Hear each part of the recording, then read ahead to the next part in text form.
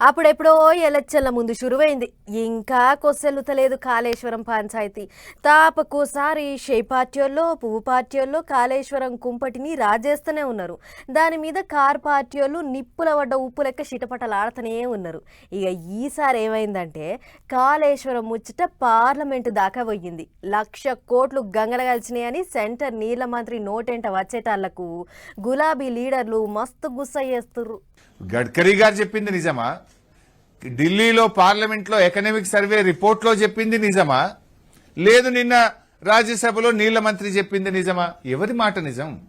మీరే కదా అద్భుతం, కాళేశ్వరం వల్ల తెలంగాణలో సాగునీటి వసతి రెట్టింపైంది, తెలంగాణలో పంటల ఉత్పత్తి రెట్టింపైందని మీరే కదా చెప్పింది.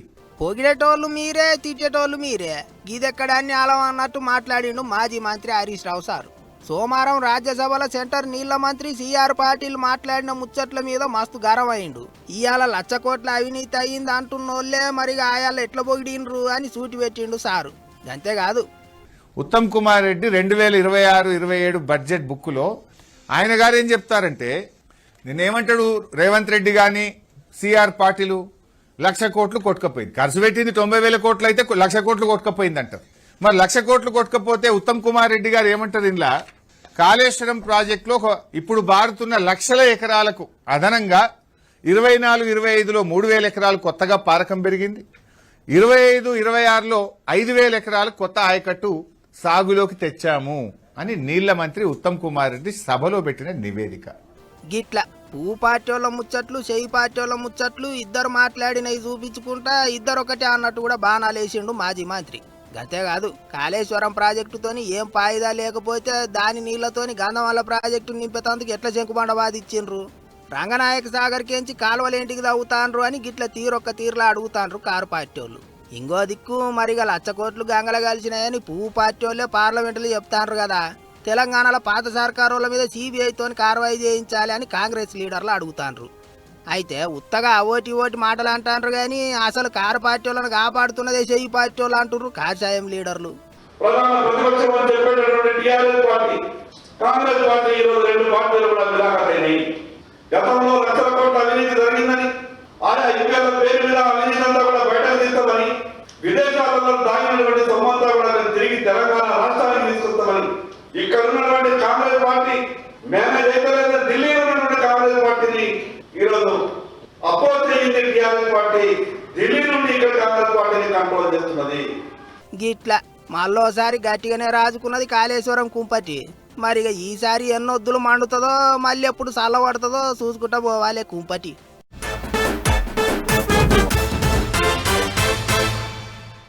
కొట్టుకోకూరి కొడక ఇద్దరు షరి సమానం పంచుకొని తినూరి అని అంటే ఇవాళ రేపు ఎవరు మాట వింటుర్రు. నాకెక్కువ కావాలంటే నాకే ఎక్కువ కావాలి అని పంచాదులు పెట్టుకుంటుర్రు. ఇందుకే కావచ్చు పొత్తుల సంసారం గుద్దుక సచ్చే అన్నారు మన వెనకటోళ్ళు. ఇప్పుడు 2 రాష్ట్రాల నడుమ నీళ్ళ జవడం కూడా ఇట్లనే ఉన్నది. తాపకోసారి 2 దిక్కులోళ్లకు నీళ్ల కాడ కిరికిరి వస్తూనే ఉన్నది. ఇక చూడుర్రి, కృష్ణానది నీళ్ల మీద మళ్ళేమో అంటుర్రు సార్లు. ఏపీ తెలంగాణకు నడుమ ఉన్న శ్రీశైలం కట్టకాడ 2 దిక్కులోళ్లకు నీళ్ల పంచాది ఎప్పటికీ అంతో ఇంతో సిరుబుర్రు అంటనే ఉంటది. ఇక ఇప్పుడు మళ్ళీ ఏమైందనంటే శ్రీశైలం ప్రాజెక్టులకేంచి ఎప్పుడు పడితే అప్పుడు ఎట్లా పడితే అట్లా నీళ్లు ఇడిచిపెట్టుకుంటా కరెంటు తయారు చేస్తుండ్రట ఏపీ కరెంట్ ఆఫీసర్లు అని మేమంటలేము. ఇక ఆ ప్రాజెక్టు పక్క పొంటే ఉన్న పాలమూరు జిల్లా లీడర్లే అంటుండ్రు. ఖుద్దు మంత్రి సారే మైకుల ముంగట ఊకొని చెప్పిండు, మినిమం డ్రా లెవెల్ మెయింటైన్ చేయాల్సిందే. ఆ లెవెల్ వచ్చిన తర్వాత కరెంటు ఉత్పత్తి చేయడానికి వీలు లేదు. తెలంగాణ రాష్ట్రము కరెంటు ఉత్పత్తిని బంద్ చేసింది ఎప్పుడో, కానీ ఆంధ్ర కంటిన్యూ చేసే కార్యక్రమం చేస్తే ఇప్పటికే ప్రభుత్వ పరంగా ఇరిగేషన్ మినిస్టర్ గారు కానీ సంబంధిత అధిక చీఫ్ సెక్రటరీ కానీ వీళ్ళందరూ కూడా మాట్లాడడం జరిగింది. సంతోషం, ఇప్పటికైనా మీరు గుర్తించారు కాబట్టి ఇటువంటి అక్రమాలకు ఇంకోసారి పాల్పడితే మాత్రం ఖచ్చితంగా రైతాంగం, ప్రభుత్వము, పార్టీ, రైతాంగం అందరూ కూడా సమిష్టిగా పోరాటం చేసే కార్యక్రమం చేసి ఆగో గట్ల అవుతున్నదట. వాళ్ళకిచ్చిన వాటాను వాడుకున్నదే గాక అంతకు మించి తోడుకుంటుర్రట నీళ్లు. అసలే ఎండాకాలం ఏపీ వాళ్ళు ఎట్లా పడితే అట్లా నీళ్లు తోడుకుంటే తెలంగాణ పబ్లిక్ కు నీళ్ళ కష్టాలు వస్తాయి అన్నట్టు గరమైండు మంత్రి సారు. అయితే అక్కడిక్కడ వార్తలు వచ్చేటాలకు వెంటనే కరెంటు తయారు చేసుడు ఆపేసిండ్రట ఆఫీసర్లు. ఏపీ ప్రభుత్వం పాలమూరు జిల్లా రైతాంగం, ముఖ్యంగా నాగర్ కర్నూలు, అచ్చంపేట, కొల్లాపూర్, కల్వకుర్తి, వనపర్తి రైతాంగం మొత్తం కూడా సమాయత్తమై ఈ మొత్తం కూడా నీళ్లు తోడేస్తే మొత్తం అందరూ ఇబ్బంది పడుతున్న కింద చేసిన తర్వాత ఇప్పుడు అంటే ఆ టీవీలలో వార్తలు వచ్చి చూసిన తర్వాత అప్పుడు ఆ యొక్క పంపింగ్ అనేది పవర్ జనరేషన్ ఆపడం జరిగింది. ఇక అది అట్లుంటే ప్రాజెక్టుల నీళ్లు కమ్సే కమ్ ఎప్పటికీ 834 అడుగులు ఉండేటట్టు చూసుకోవాలన్నట. అట్లయితేనే ఎవరికేం తిప్పల కాకుండా ఉంటుందట. కానీ ఎప్పుడు పడితే అప్పుడు నీళ్ళు ఇడిచిపెట్టుకుంటూ పోతే ఎట్లుంటాయి? ఏపీ ఆఫీసర్లకు లెక్కపత్రం లేదా? ఇంకోసారి గిట లెక్క లేకుండా నీళ్ళు ఇడిచిపెడితే మాత్రం ప్రాజెక్టు మీద పెద్ద లొల్లి అవుతుంది అన్నట్టు కూడా హెచ్చరిక చేసిండ్రు. ఇక అట్లుంటే మంత్రి సారు ముచ్చట్ల మీద కారు పార్టీ వాళ్ళు మస్తు కోపానికి వస్తుండ్రు. ఏంటికంటే ఇగో మీరే చూడుర్రే, చేతులు కాలినాక ఆకులు పట్టుకున్నట్లు మేము హెచ్చరిస్తూనే ఉన్నాం. 45 రోజుల కాలయాపన చేసిండ్రు లిఫ్ట్ ఇరిగేషన్ పంపులను స్టార్ట్ చేయడానికి కేఎల్ఐవి. ఏపీ యథేచ్ఛగా ఉన్న నీళ్ళని దోసుకొని పోతుంటే ఓ దిక్కు వాటర్ తీసుకోవడము, ఇంకో దిక్కు జల విద్యుత్ పేరు మీద వాళ్ళంతా కూడా వాటర్ కిందికి డ్రా చేసుకొని ఇవన్నీ చేస్తూ ఉంటే నిరోధించలేకపోయినారు. ఇలా నోటికాడికి పంటలు వచ్చినాయి. మేము 2 వారాల ముందే హెచ్చరించినాం. నిలువరించవలసినటువంటి ఏపీని నిలువరించకుండా నీళ్లు తీసుకుపోయేటప్పుడు అడ్డుపడకుండా నీళ్ళన్నీ పోయి ఇప్పుడు పంటలు ఎండిపోయేటువంటి దశ వచ్చినాక ఇప్పుడు ఇలా శ్రీశైలం ప్రాజెక్టు కాడికంటే ఎమ్మెల్యేలను ఎంబడి తీసుకొని పోతారట. ఏం చేస్తారట? ఇప్పటికే యాసంగి పంటకు నీళ్లు జాలక మస్తు తిప్పలైతున్నదట రైతన్నలకు. అందుకే శ్రీశైలం ప్రాజెక్టులకేంచి ఇక ఒక్క సుక్క నీళ్లు కూడా కిందికి ఇడవద్దా అన్నట్టు చెప్తుండ్రు తెలంగాణ లీడర్లు. మరి ఇక దీని మీద ఏపీ లీడర్లు ఏమంటారో ఎట్లెట్లయితుందో చూడాలి.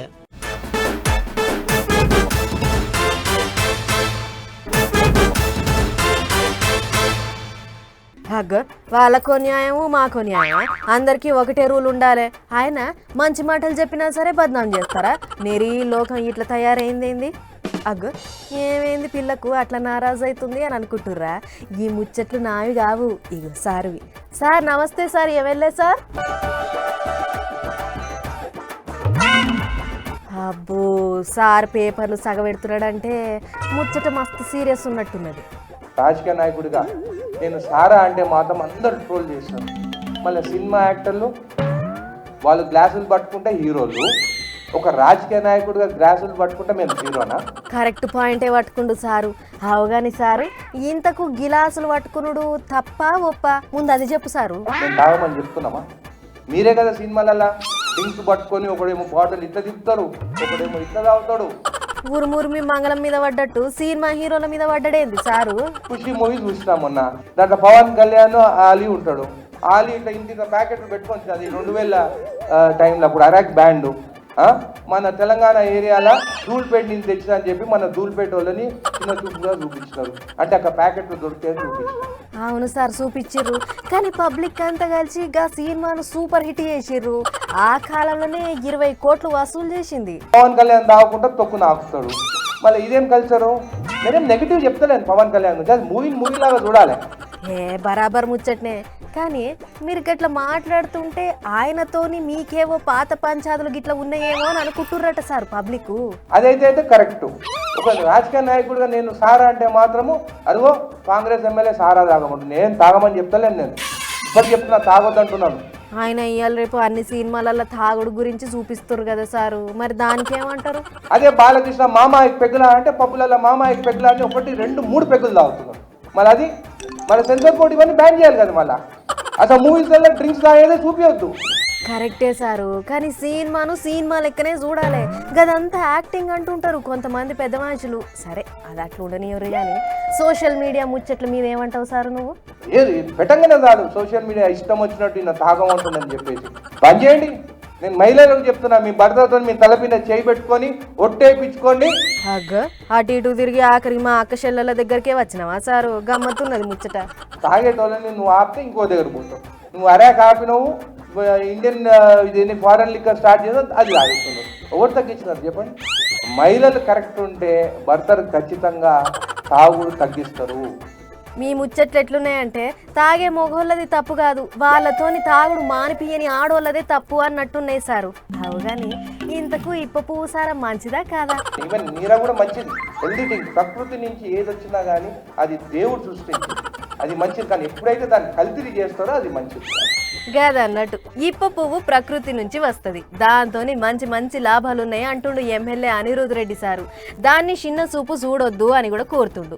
అయితే సారు ముచ్చట్ల మీద ఒక్కొక్కళ్ళు ఒక్కో తీరుగా మాట్లాడుకుంటుర్రు. ఇప్పుడు ఎండాకాలం చాలైంది కదా, ఇక ఎండల ఆగడి ఏ రేంజ్లో ఉంటుందో అని చాలా మంది అనుకున్నారు. కానీ గదేందో ఈ నడుమ కాలం అంతా తిర్లమర్ల అవుతుంది.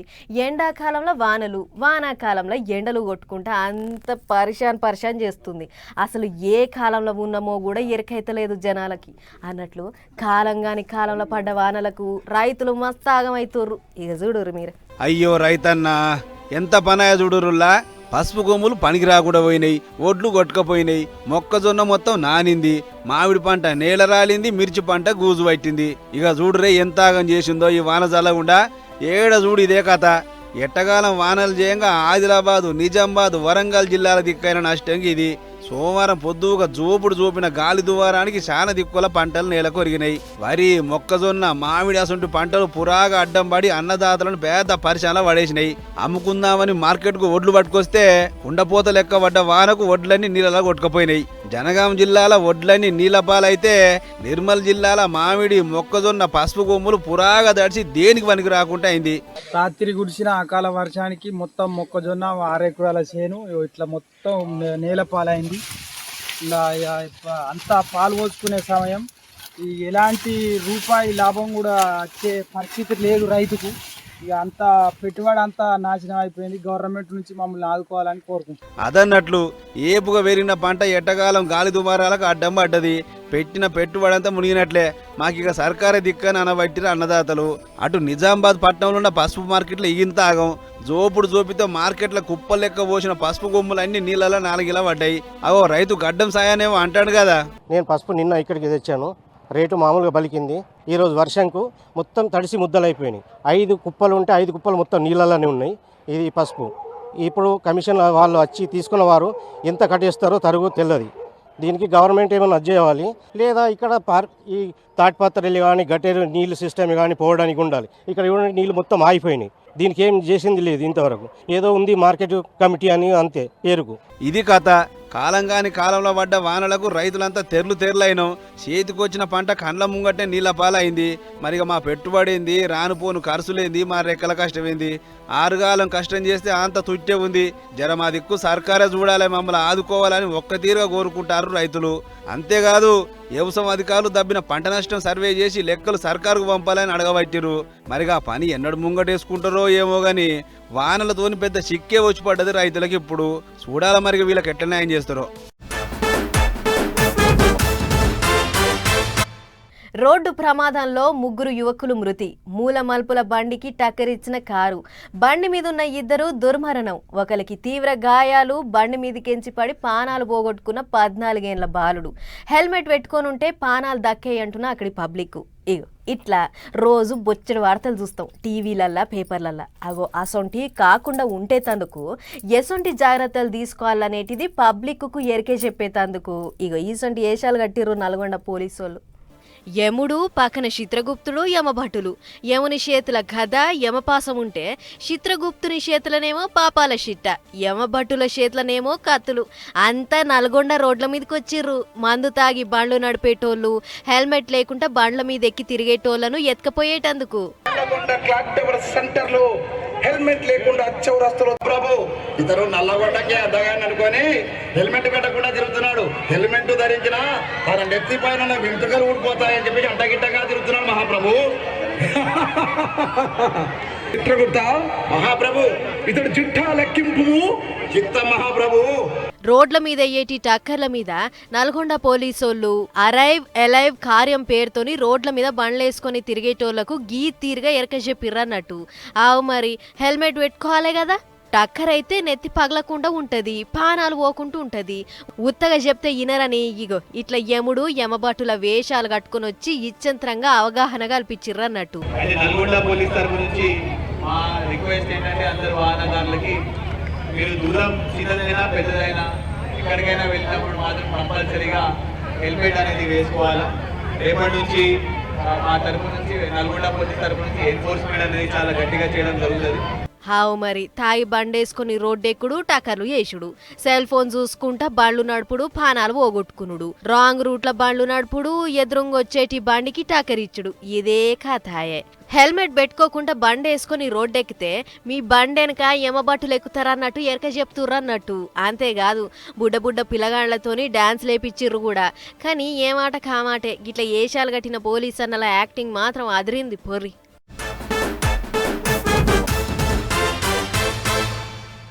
హలో నాయన, ఆఫీస్కి నుంచి వచ్చేటప్పుడు బజ్జీలు కొనుక్కరా. సరే కొడుక తెస్తలే, ఏడవక ఆడుకో. హలో బాపు, ఇంటికి వచ్చేటప్పుడు బండికాడ పునుగులు పట్టుకరా బాపు, తినడానికి ఏం లేవు. సరే బిడ్డ. హలో డాడీ, నాకు ఎగ్ బోండాలు ఆలు బజ్జీలు 2 దే. సరే బేటా తెస్తా, కొట్టుకోకుర్రి.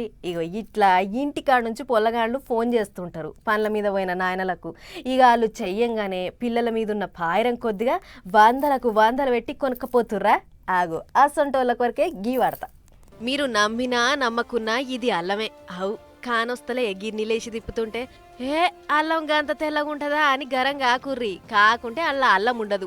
అవు అల్లం లేని అల్లం పేస్టు, ఎల్లిగడ్డలు లేని వెల్లుల్లి పేస్టు తీసి పారేసిన తొక్కలతోని వేస్తుర్రు. మరి అల్లం పొట్టు ఎల్లిగడ్డల తోడకలు తీసి గ్రైండర్లో వేసుడు, రుబ్బుడు, గిట్ల ప్లాస్టిక్ టబ్బుల్లో ఎత్తుడు, అటెంక ప్యాకింగ్లు కొట్టి దుక్నాలకు అమ్ముడు.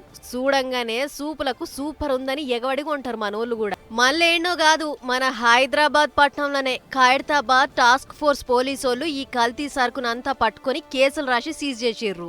ఆగ చూడుర్రి, పొట్టంతా కడుగుతుండు, తీసి గ్రైండర్లు వేస్తుండు. గిట్ల కట్టెతోని కదిలిస్తుంటే మెత్తగా గిట్ల కిందున్న డబ్బాలకు వస్తుంది. జోర్క అయ్యేటట్టు నల్లానే పెట్టిర్రు. మళ్ళా ఇది చూడుర్రి, పాల క్యాన్లు ఉన్నట్టే ఉన్నాయి అన్ని. కల్తీ పాలు గిట్లనేమో అని అనుకునేరు. పాలు కాదు, కల్తీ నూనె. కల్తీ నూనె అనగానే ఏ బొక్కలతోనో లేకుంటే ఇంకా దేంతోనన్నా తయారు చేసిర్రేమో అని అనుకునేరు.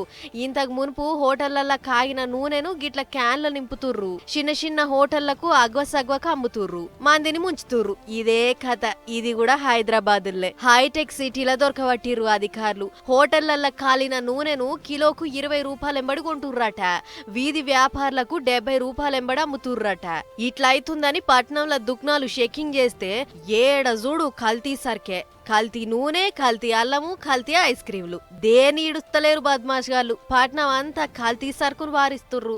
లాభాల కోసం పబ్లిక్ పానాలతోని ఆటలాడుతుర్రు. ఈళ్ళ షిడగతి మోకాల మనువయ్య. ఇక చూసిర్రు కదా అనలో, ఈ కల్తీ నూనెతోనే రోడ్ల మీద పునుగులు చేసేటిది, ఈ కల్తీ నూనెతోనే బజ్జీలేసేటిది. జర్ర కొనే కాడ తినే కాడ పాయలమ్మల్ల ఏం చెప్తున్నా.